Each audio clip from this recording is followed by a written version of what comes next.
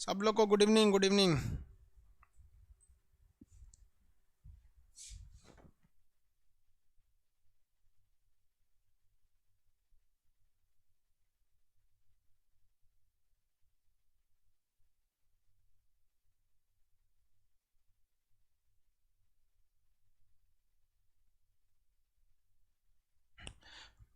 सब लोग आ गए ना?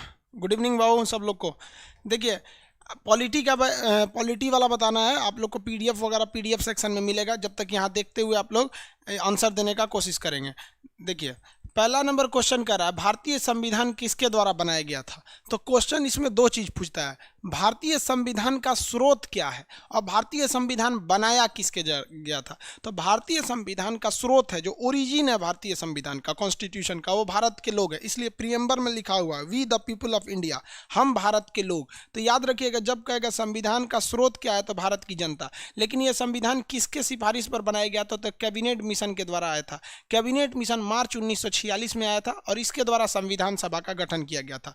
तो बताइए, तो इसमें क्या होगा? योजना आयोग नहीं है भाई, संविधान निर्मात्री समिति। इसी को, यही कैबिनेट मिशन था। संविधान निर्मात्री समिति कहिए या फिर इसे कहिए कैबिनेट समिति, कैबिनेट मिशन। कैबिनेट मिशन कब आया था? मार्च 1946 में आया था। इसी के द्वारा संविधान सभा का गठन किया गया और फाइनली संविधान का निर्माण प्रारंभ हुआ था। ऑप्शन नंबर कौन सा होगा? बी। अगला कह रहा है भारतीय संविधान को अलंकृत किया गया था। मतलब अलंकृत मतलब बना के कंप्लीट कर देना। अलंकृत कब किया गया था? तो आप अपना प्रियम्बल पढ़ेंगे, संविधान का प्रस्तावना, तो उसमें पढ़ेंगे कि मिति मार्ग शीर्ष शुक्ल सप्तमी संवत 2006 विक्रमी को, यानी 26 नवंबर 1949, उसी को कहते हैं 26 नवंबर 1949 कहिए, या फिर उसको हिंदी में कहेंगे तो मिति मार्ग शीर्ष शुक्ल सप्तमी संवत 2006 विक्रमी को एतद द्वारा, मतलब सबके द्वारा मिलकर इस संविधान को अलंकृत यानी बनाते हैं, अधिनियमित मतलब मानते हैं, तथा आत्मार्पित अपने लिए लागू कर देते हैं। तो ये कब लागू हुआ था? 26 नवंबर 1949 को लागू हुआ था। इसीलिए 26 नवंबर के दिन को संविधान दिवस के रूप में मनाया जाता है। ऑप्शन नंबर कौन सा होगा इसमें? सी हो गया। अगला, एकात्मक सरकार कह रहा है कि एकात्मक सरकार में समस्त शक्तियां किसके पास होती है? केंद्र सरकार के पास। दो तरह की शक्तियां होती हैं, एक होता है एकात्मक। एकात्मक तो बता ही दिए, सारा का सारा शक्ति किसके पास होता है? केंद्र सरकार के पास, जैसे ब्रिटेन है, यूके। और एक होता है ना आपका संघात्मक सरकार, फेडरल होता है संघात्मक। तो संघात्मक उसे कहा जाता है, संघात्मक, जिसमें सेंट्रल गवर्नमेंट भी शासन करती है और स्टेट गवर्नमेंट भी करती है। तो जब स्टेट और सेंटर दोनों का रूल होने लगता है तो उसे हम लोग क्या कहते हैं? संघात्मक के नाम से जानते हैं। सेंटर और स्टेट दोनों के होने पर इसे हम लोग क्या कहते हैं? संघात्मक के नाम से जाते हैं। तो इसमें हो गया केंद्र की शक्तियां हो जाती हैं। दूसरा कह रहा है कि सूची 1 को सूची 2 से मिलाइए। देखिए, अध्यक्षात्मक क्या होता है? अध्यक्षात्मक, ये अच्छे से समझिएगा, इसमें कई बार क्वेश्चन पूछता है। अध्यक्षात्मक का मतलब होता है कि शासन दो लोगों के पास हो। जैसे हमारे देश में शासन दो लोगों के पास है। कहने के लिए तो सब कुछ राष्ट्रपति हैं, लेकिन करने के लिए सब कुछ प्रधानमंत्री हैं। कहने के लिए सब कुछ क्या है? राष्ट्रपति, लेकिन करने के लिए प्रधानमंत्री हैं। तो जब दो तरह की चीजें देखनी जाती हैं तो इसे कहते हैं संसदीय व्यवस्था। क्या कहेंगे? संसदीय व्यवस्था। तो इसमें ऑप्शन में संसदीय व्यवस्था भी है। संसदीय व्यवस्था किसे कहा जाएगा? तो वैसी व्यवस्था को कहेंगे जिसमें राष्ट्रपति भी हो और प्रधानमंत्री दोनों हो, उसे संसदीय व्यवस्था कहते हैं। तो देखिए ना, संसदीय व्यवस्था का इसमें क्या है? शक्तियों का पृथक्करीकरण। सही है भाई, शक्तियों का पृथक्करीकरण ये तो नहीं हो, ये तो संघात्मक का होगा। देखिए ध्यान से, पहले संघात्मक आपको बता दिए, केंद्र और राज्य दोनों शासन है, अलग अलग करेंगे तो शक्तियों का पृथक्करण। अभी इससे पहले वाले में बताए थे एकात्मक किसे कहते हैं? तो शक्ति जो एक आदमी के पास रह जाएगा तो उसे क्या कहेंगे? एकात्मक कहेंगे। देखो भाई, शक्तियों का पृथक्करीकरण नहीं जी, शक्तियों का विभाजन होगा। मतलब केंद्र के पास आधी शक्तियां और कुछ राज्य के पास हैं, ये सही है। अब देखिए, संसदीय में क्या बताए थे? कार्यपालिका और विधायिका के बीच निकट संबंध होता है। देखिए, हमारे यहाँ कानून बनाने की सारी शक्तियां प्रधानमंत्री लोग के पास है, वो सारे चीज करते हैं, और राष्ट्रपति नाम मात्र के लिए रहते हैं। तो एक नॉर्मल सा संबंध है। तो ये इसमें हो जाता है आपका, ये कौन सा हो गया इसमें? संसदीय। संसदीय व्यवस्था। अध्यक्षात्मक क्या होता है समझिए। अध्यक्षात्मक व्यवस्था उस व्यवस्था को कहते हैं कि जब पूरा देश का शासन किसी एक व्यक्ति के पास हो जाता है तो उसे हम लोग क्या कहते हैं? अध्यक्षात्मक कहते हैं। मतलब अध्यक्षात्मक कहने का सेंस कब आएगा? कि जब कभी भी किसी शक्ति में, जहां कहीं भी देखेंगे कि जब किसी भी शक्ति के तहत जैसे प्रधानमंत्री का कोई शक्ति न दिया जाए तो वो क्या हो जाता है? अध्यक्षात्मक हो जाता है। जैसे अमेरिका, अमेरिका क्या है? अध्यक्षात्मक। वहां जो कुछ करेंगे वहां के राष्ट्रपति करते हैं, वहां प्रधानमंत्री नहीं होते हैं। तो संसद में क्या होता है कि अलग अलग होते हैं, तो हालांकि दोनों में संबंध होता है। इसमें क्या होता है, शक्तियों का पृथक्करण। पृथक्करण मतलब होता है भैया ये अध्यक्षात्मक का काम है, इसमें आपको दोनों लोग में कोई संबंध नहीं होते हैं सब। तो इसमें ऑप्शन के हिसाब से देखेंगे तो आप कौन सा होगा भाई, सब सही है था, 1 2 3। अगला, स्थानीय सरकार का आधार क्या होता है? स्थानीय सरकार किसे बोलते हैं? जो लोकल द्वारा, लोगों के द्वारा चलाया जाता है। जैसे मुखिया, मुखिया जब भी होगा उसी ग्राम पंचायत का होना चाहिए, वार्ड मेंबर उसी वार्ड का होना चाहिए। अब और देखेंगे तो चेयरमैन वहीं का होना चाहिए। ऐसा नहीं है कि बाहर से उठा लेंगे, जबकि लोकसभा में ऐसा नहीं होता है। मोदी जी गुजरात से उठे, बनारस से आके लड़ लिए, होता है कि नहीं होता है? पता चला कोई पटना का रहने वाला है, भागलपुर से चुनाव लड़ रहा है। तो स्थानीय सरकार लोकतंत्र के हिसाब से काम करती है। लोकतंत्र का क्या वार्ड मेंबर या किसी का भी चुनाव अपने मन से होता है? नहीं, लोकतंत्र के हिसाब से होता है और वहीं के लोगों द्वारा होता है। इसको कहते हैं सत्ता को तोड़ देना, यानी सत्ता का विकेंद्रीकरण। मतलब एक शक्तियां किसी के पास नहीं रखे। जैसे केंद्र सरकार, राज्य सरकार है ना, तो केंद्र सरकार, राज्य सरकार के अलावे एक स्थानीय सरकार भी है जो बहुत पावर रखती है। देखिए ना, मुंबई की बीएमसी के पास कितना पावर है कि बिहार के जो आईपीएस अधिकारी थे ना, कौन तिवारी जी थे, उनको क्या किया था, क्वारंटाइन कर दिया। फिर कंगना रानौत का छज्जा तोड़ दिया, ऑफिसे तोड़ दिया पूरा वहाँ पे। तो ये सब स्थानीय सरकार होते हैं। समझ में आया कि नहीं आ गया? किसी को कोई दिक्कत है? आगे बढ़े। अगला क्वेश्चन देखिए, कह रहा है कि भारतीय संविधान में मजबूत केंद्र के साथ संघीय प्रणाली कहां से लाया गया है? संघीय प्रणाली का मतलब होता है केंद्र सरकार अपना शासन अलग करे और राज्य सरकार अपना शासन अलग करे। इसे हम कहते हैं संघीय व्यवस्था। जबकि एकात्मक व्यवस्था तो ब्रिटेन में है, राज्य को कोई शक्ति ही नहीं है। जैसे हमारे देश में एकात्मक सरकार कहाँ देखा जाता है? तो जहाँ जहाँ केंद्र शासित प्रदेश है ना, वहाँ एकात्मक सरकार होता है। वहाँ की सरकार ज़्यादा कुछ कर ही नहीं पाती है। तो इसमें कहाँ से लाया गया? तो कनाडा से लाया गया। संघीय व्यवस्था कहाँ से लाया गया है? कनाडा के संविधान से लाया गया। भारतीय संविधान में मूल अधिकार में के कर रहा है, मूल अधिकार के उप समिति के अध्यक्ष कौन थे? तो मूल अधिकार जो था वो सरदार वल्लभ भाई पटेल के पास था। तो ये कह रहे हैं उप समिति थे। तो समिति के अध्यक्ष तो सरदार वल्लभ भाई पटेल थे, उप समिति के थे जेबी कृपलानी। उप समिति यानी उससे नीचे का पावर जेबी कृपलानी। भारतीय संविधान में आपातकाल का प्रावधान कहाँ से लिया गया है? तो भारतीय संविधान में 2 तरह से आपातकाल है, एक राष्ट्रीय आपात 352, एक राजकीय आपात 356। ये लिया गया है जर्मनी से। कहाँ से लिया गया है? जर्मनी के संविधान से। और एक है 360 यानी वित्तीय आपात। कौन सा है? वित्तीय आपात। ये कहाँ? ये अमेरिका से लिया गया है। 360 को अमेरिका से लिया गया, जापान ब्रिटेन से ही नहीं है। तब जब नहीं रहेगा तो भाई भारत शासन अधिनियम 1935, ये पहले ही आपातकाल यहाँ था, लेकिन इसको मॉडिफाई किया गया है, तो वो जर्मनी और अमेरिका के संविधान से। Option number B. 8वां देखेंगे,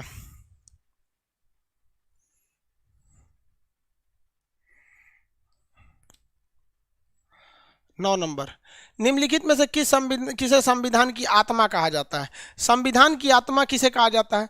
तो यहाँ कंफ्यूज हो जाएंगे। अगर कहेगा किस अनुच्छेद को कहते हैं, तो अनुच्छेद 32 को संविधान की आत्मा कहते हैं। यहाँ अनुच्छेद ही नहीं है, तो कई लड़का मूल अधिकार मार देता है। भाई मूल अधिकार में तो अनुच्छेद 12 से 35 आता है, तो 12 से 35 में केवल यही वाला ना आपकी संविधान की आत्मा है, तो बाकी को क्यों घसीट के ले आते हैं? ऐसा नहीं ना होगा भाई। जो है भाई, आप कहेंगे खान सर कौन है, तो भाई आप हम ही को ना खान सर बोलते हैं। हमें पूरे परिवार को आप कहिएगा कि सर यही है, पूरा परिवार नहीं आएगा, इसलिए ये नहीं आएगा। तो जब कभी भी अनुच्छेद 32 नहीं रहे, तब मूल कर्तव्य नहीं, प्रस्तावना नहीं है जी, ये रहा प्रस्तावना। प्रस्तावना को हम लोग क्या कहेंगे? संविधान की आत्मा कहते हैं। ये एक कंडीशन है। कैसा कंडीशन? कि जब कभी भी मतलब संविधान की आत्मा कहेगा और ऑप्शन में आपका क्या नहीं है, अनुच्छेद 32 नहीं है, तब आपको क्या कहेंगे? प्रस्तावना को कहेंगे। कहेगा संविधान का रीढ़ किसे कहा जाता है? तो अनुच्छेद 19 को संविधान का रीढ़ कहा जाता है। संविधान का रीढ़। आगे बढ़े। अगला क्वेश्चन कह रहा है कि भारत के संविधान में प्रस्तावना कितनी बार संशोधन हुआ है? हमारे संविधान में प्रस्तावना में मात्र 42वां संशोधन हुआ है 1976 में। इसके द्वारा 3 शब्द जोड़े गए थे।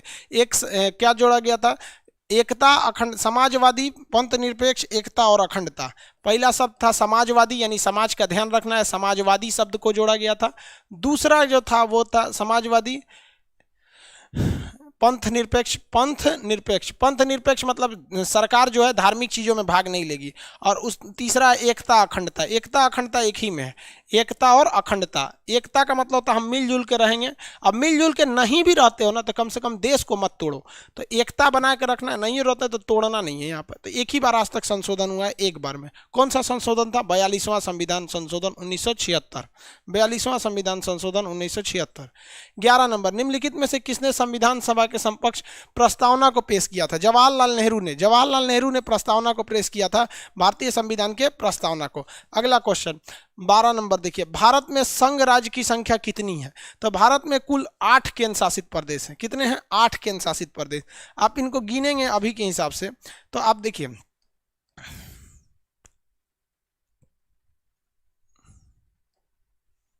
भारत का नक्शा नहीं है क्या इसमें?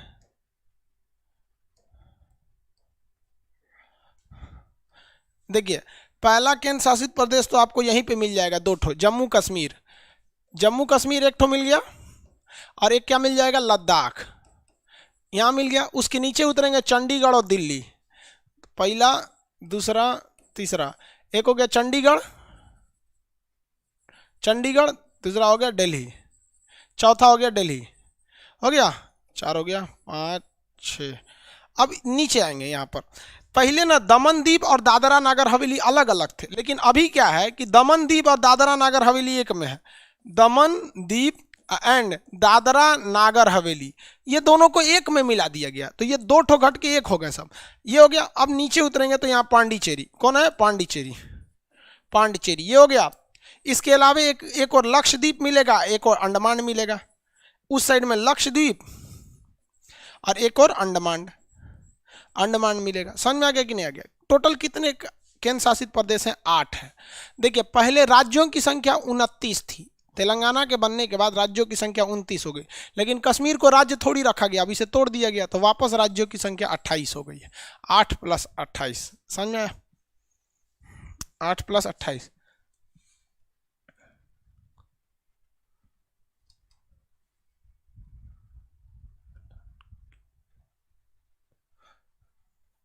आगे देखिए, लैंग्वेज की बहुत प्रॉब्लम होती है।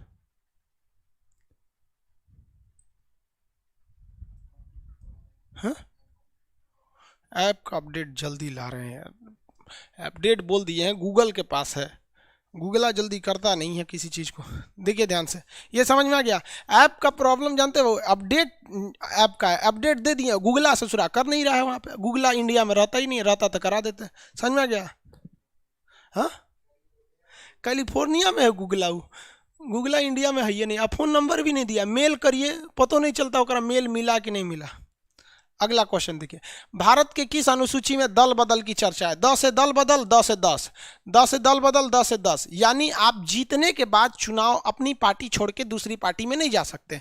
आपको जाना है बीजेपी छोड़ के कांग्रेस में, कांग्रेस छोड़ के जेडीयू में, जेडीयू छोड़ के शिवसेना में। जहां जाना है आप जा सकते हैं, बट आपको जब भी जाना है तो चुनाव से पहले चले जाइए। आप डिसाइड के लिए किसके पास चुनाव लड़ेंगे। लेकिन अगर आप चुनाव जीत गए हैं बीजेपी के नाम पे तो आप अगले 5 साल तक वहीं बने रहिए, और अगर कांग्रेस के नाम पे जीते हैं तो अगले 5 साल तक वहीं पे बने रहिए। समझ आ रहा है कि नहीं? किसी को कोई दिक्कत नहीं है? आगे बढ़े।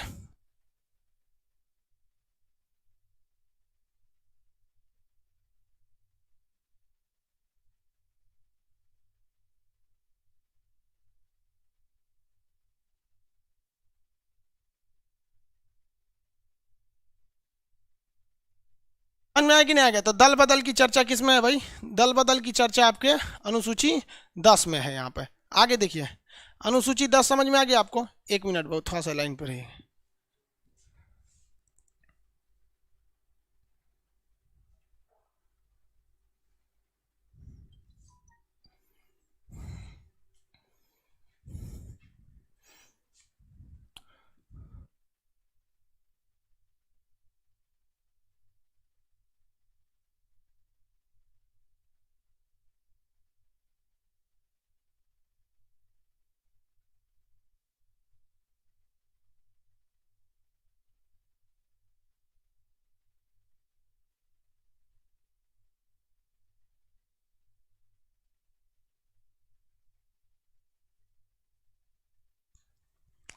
चलिए बाबू आगे देखिए, भारतीय संविधान को सूची 1 को सूची 2 से मिले, ये सीधे यही कह रहा है। कह रहा है कि भाग 4 का क मूल कर्तव्य होगा, भाग 4 का क मूल कर्तव्य, भाग ये कितना है, ये 5 3 8, भाग 8 किस चीज से संबंधित है, संघ राज्य यूनियन टेरिटरी से, संघ राज्य से। भाग 9 पंचायत से है, भाग 9 का क नगर पालिका से। ये सब का सब सही है, आमने सामने है सब एकदम। 15 नंबर, भारतीय संविधान की 7वीं अनुसूची में जनगणना जनसंख्या नियंत्रण एवं परिवार नियोजन क्या है।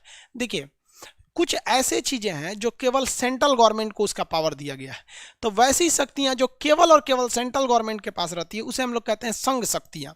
कौन सी शक्ति, संघ शक्ति। उसमें केवल सेंट्रल गवर्नमेंट कानून बना सकती है। यूनियन लिस्ट की जिसके कहा जाता है, 100 सब्जेक्ट्स हैं सभी इसमें, 100, जैसे सेना, बैंकिंग, रेलवे, इंटरनेट, इस सब पे जब भी कानून बनाना रहेगा कौन बनाएगा आपका, सब जब भी बना रहेगा सेंट्रल गवर्नमेंट।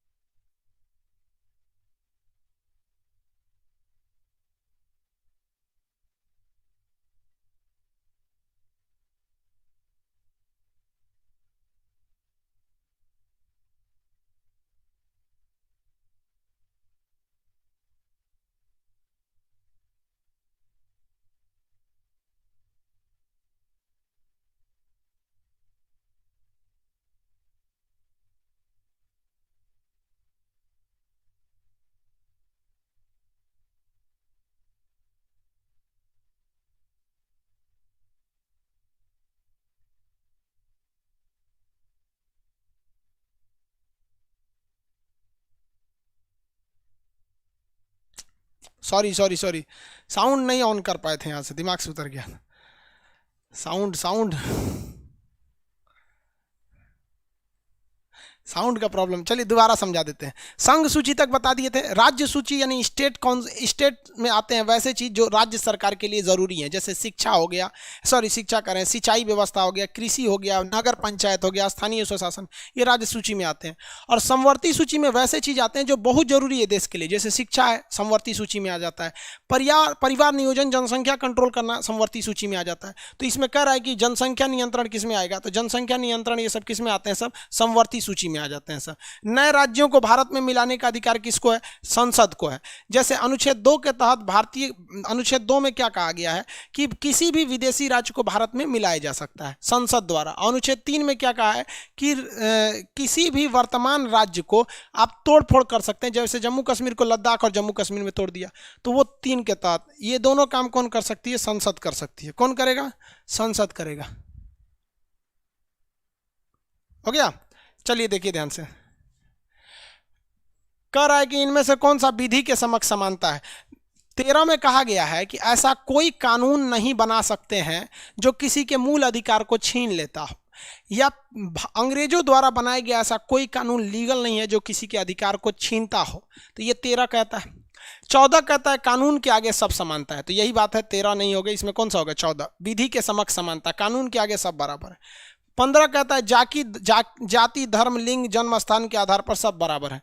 17 कहता है छुआछूत का अंत, आपको छुआछूत का क्या करना है, अंत करके रखना है, किसी से आप भेदभाव नहीं कर सकते, छुआछूत का अंत की चर्चा है।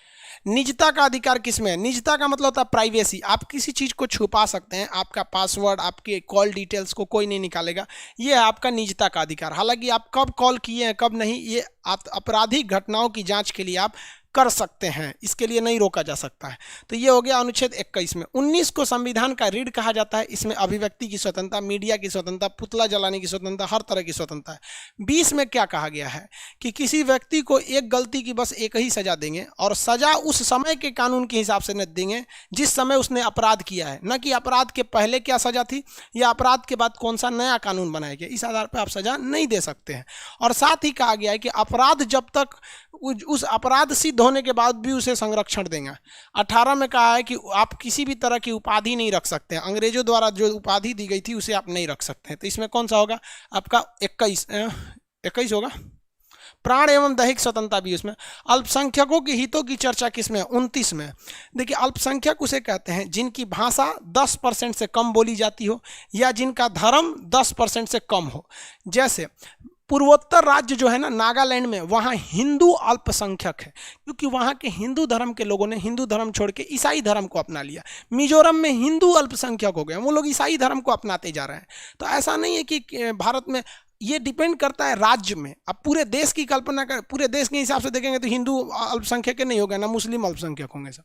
तो पूरे देश का मायने नहीं रखता, उस राज्य का मायने रखता है। उस राज्य में अगर 10% से कम है तो अल्पसंख्यक है, भाषा भी कम है तो अल्पसंख्यक है। तो कहा गया है कि अल्पसंख्यकों को आप कहीं भी पढ़ने लिखने से रोक नहीं सकते हैं, 29 में। और 30 में कहा है कि अगर वो अल्पसंख्यक चाहे तो वो अपने मनपसंद कॉलेज स्कूल को खोल सकता है। समझ में आया कि नहीं आ गया? आगे देखिए, निम्नलिखित में से किस अनुच्छेद को संविधान में निर्गत करके कहा गया संविधान की आत्मा है? लो देखिए, वहां पे क्या था, वहां संविधान की आत्मा प्रस्तावना बताए थे, यहां अनुच्छेद के हिसाब से पूछ रहा था। अनुच्छेद 32, इसे संविधान का बैकबोन या रीढ़ कहा जाता है, कॉन्स्टिट्यूशन का रीढ़ या बैकबोन कहा जाता है। 21 नंबर क्वेश्चन, निम्नलिखित में से किस अनुच्छेद के तहत कोई व्यक्ति अपने मूल अधिकार के उल्लंघन के मामले में सीधे सुप्रीम कोर्ट जा सकता है? तो अनुच्छेद 32, इसके तहत आपको डिस्ट्रिक्ट कोर्ट हाई कोर्ट जाने की जरूरत नहीं है, सीधे कहाँ जा सकते हैं आप? सुप्रीम कोर्ट में जा सकते हैं, किसी को कोई दिक्कत है? इसीलिए इसे संविधान की क्या कहते हैं? आत्मा कहते हैं। इसके द्वारा 5 प्रकार के रीट निकाले जा सकते हैं। रीट एक तरह का सुप्रीम कोर्ट का आदेश होता है जो आपके मूल अधिकार को मानने के लिए किसी को बाध्य कर देता है। समझ में आया कि नहीं आ गया? आगे बढ़े।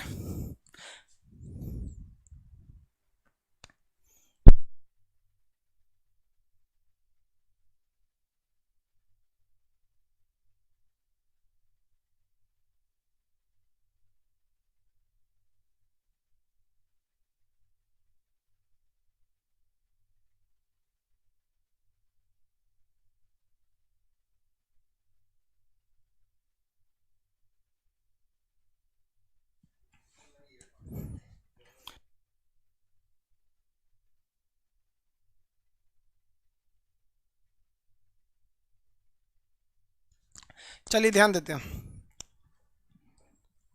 मूल अधिकार का संरक्षक किसे कहा जाता है? तो भैया मूल अधिकार का संरक्षक जो होते हैं ना, वो सुप्रीम कोर्ट भी होता है और हाई कोर्ट भी होता है। अगर आपसे कोई मूल अधिकार छीना तो सीधे सुप्रीम कोर्ट चले जाइए अनुच्छेद 32 का प्रयोग करके, लेकिन सुप्रीम कोर्ट तो दूर पड़ता है, दिल्ली है, कोई केरला से दिल्ली कैसे जाएगा? तो कहा गया कि तब आप काम करिए, आप हाई कोर्ट जा सकते हैं 226 का प्रयोग करके, तो दोनों हो जाएगा। सुप्रीम उच्चतम न्यायालय और उच्च न्यायालय यानी हाई कोर्ट, और सर्वोच्च न्यायालय यानी सुप्रीम कोर्ट, दोनों हो सकते हैं आपके मूल अधिकार के रक्षक।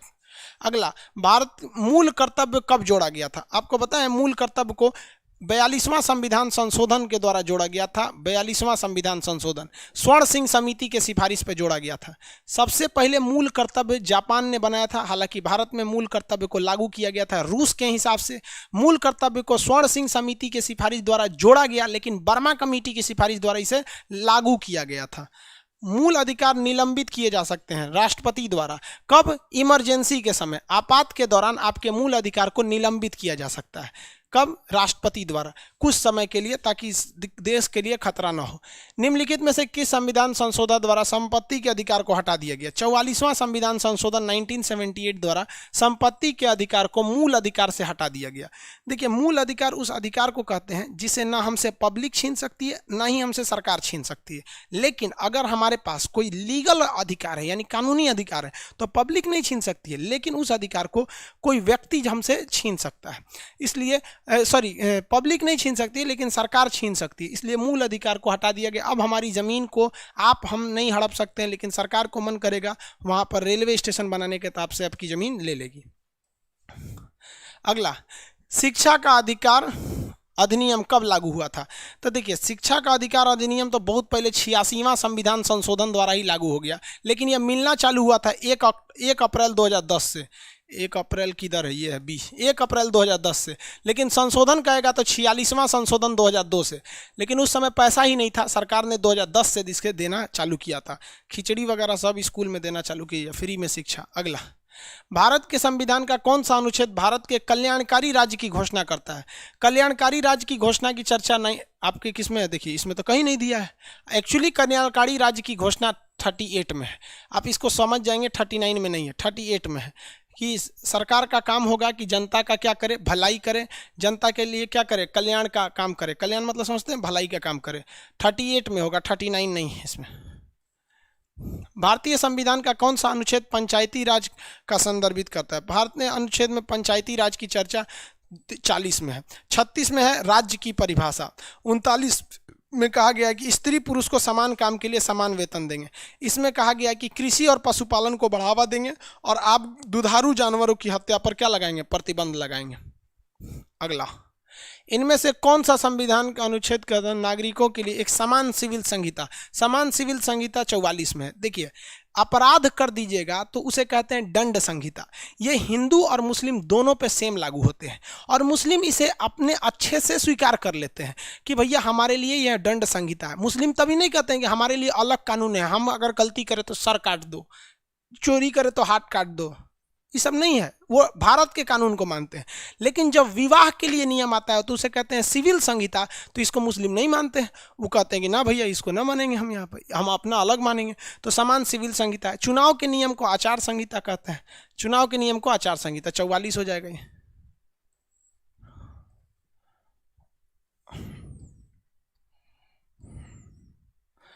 देखिए अगला क्वेश्चन क्या कर रहा है, कितना ऊपर भाई।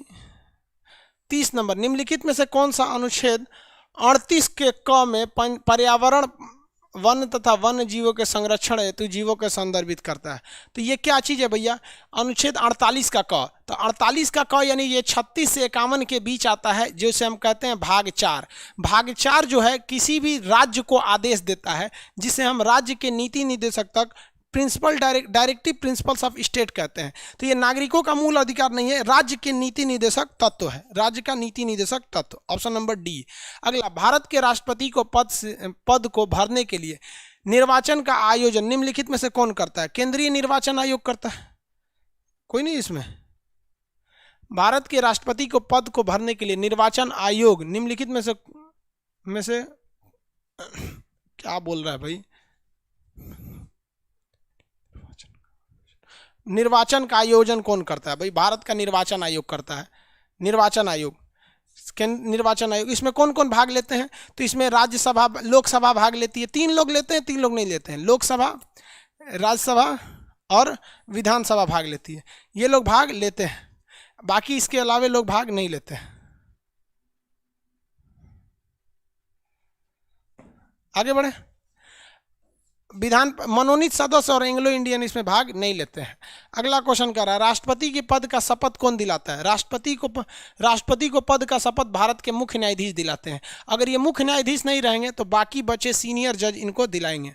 मुख्य न्यायाधीश नहीं रहेंगे तो बाकी बचे सीनियर जज इन्हें दिखाएंगे।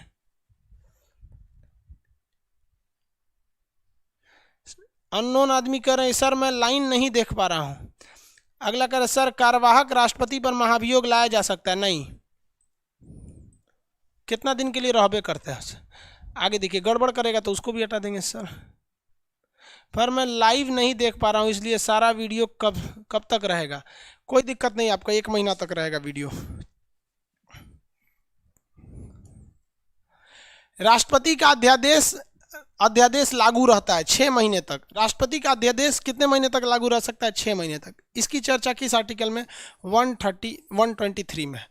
देखिए, राष्ट्रपति का अधिकार है कि वो एक टेम्पोररी कानून बना सकता है, जबकि संविधान में कहा गया कि कानून बनाने का अधिकार केवल संसद को है। लेकिन संसद केवल साल में 3 बार बैठती है, 1 फरवरी के महीने में बजट सत्र, जुलाई के महीने में मानसून सत्र, नवंबर के महीने में शीतकालीन सत्र। लेकिन इसके बीच अगर इमरजेंसी में कानून बनाने की जरूरत पड़ गई तो राष्ट्रपति कानून बनाते हैं, जिसे हम लोग कहते हैं अध्यादेश। लेकिन यह टेम्पोररी कानून रहता है, 6 महीने से ज़्यादा नहीं रह सकता है, क्योंकि संसद के किसी 2 सदनों में 6 महीने से ज़्यादा का गैप नहीं हो सकता है। तो ये लोग आके उसके के लिए एक नया कानून बनाएंगे, तो इसीलिए इसकी अधिकतम अवधि 6 महीने होती है। आगे, निम्नलिखित में से कौन सा व्यक्ति निर्विरोध राष्ट्रपति चुना गया? नीलम संजीवा रेड्डी, डॉक्टर नीलम संजीवा रेड्डी। ये इनके खिलाफ कोई चुनाव में उठा ही नहीं था, निर्विरोध चुन लिए गए थे। राष्ट्रपति और उपराष्ट्रपति के निर्वाचन संबंधी विवाद के निपटारा के लिए सुप्रीम कोर्ट किसका प्रयोग करता है? आर्टिकल 71 का कहता है, जिसे हम लोग कहते हैं ये उसका मूल अधिकार है, प्रारंभिक अधिकार है। सुप्रीम कोर्ट वैसे अधिकार को प्रारंभिक क्षेत्र कहता है जो केवल सुप्रीम कोर्ट में जा सकते हैं।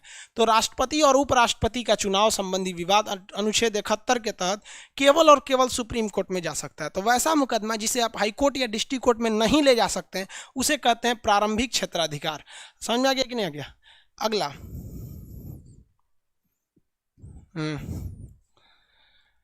भारत का उपराष्ट्रपति निर्वाचित होता है संसद के सदस्यों द्वारा? नहीं भाई, संसद के सभी सदस्य भाग लेते हैं। संसद के सभी सदस्य, देखिए इसमें उपराष्ट्रपति है ना, उपराष्ट्रपति, तो लोकसभा और राज्यसभा के सभी सदस्य भाग लेते हैं। राज्यसभा के 12 मनोनीत और लोकसभा के 2 एंग्लो इंडियन, ये भी इसमें भाग लेते हैं। तो संसद के सभी सदस्य द्वारा, अगर संसद के निर्वाचित सदस्य नहीं, ये तो राष्ट्रपति में केवल निर्वाचित भाग लेते हैं। ऑप्शन नंबर इसमें होगा ए। प्रधानमंत्री का निर्वाचन निम्नलिखित में से किस पद्धति द्वारा होता है?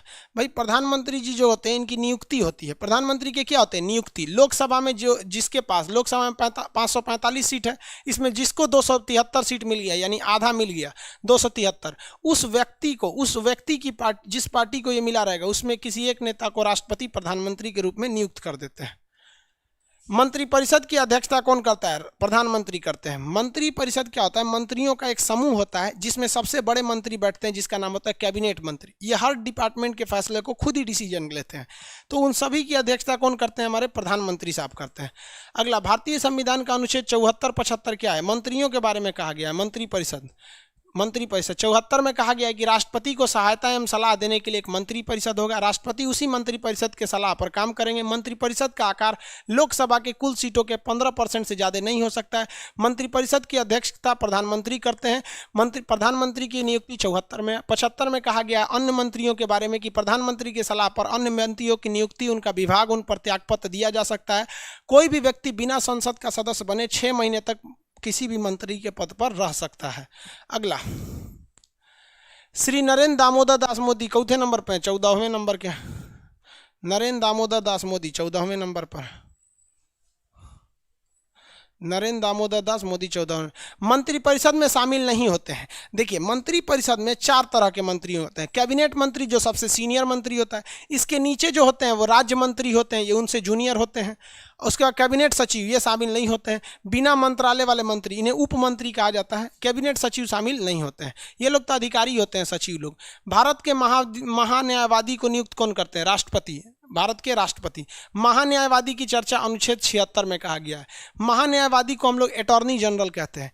अटॉर्नी जनरल वही होता है जो केंद्र सरकार को हर कानूनी सहायता देता है। ये सुप्रीम कोर्ट का एक वकील होता है, बहुत बड़ा वकील होता है सुप्रीम कोर्ट का। अभी के वेणुगोपाल है। केंद्र सरकार को कोई भी कानून की जरूरत पड़ती है तो कौन आके बोलते हैं? महान्यायवादी बोलते हैं।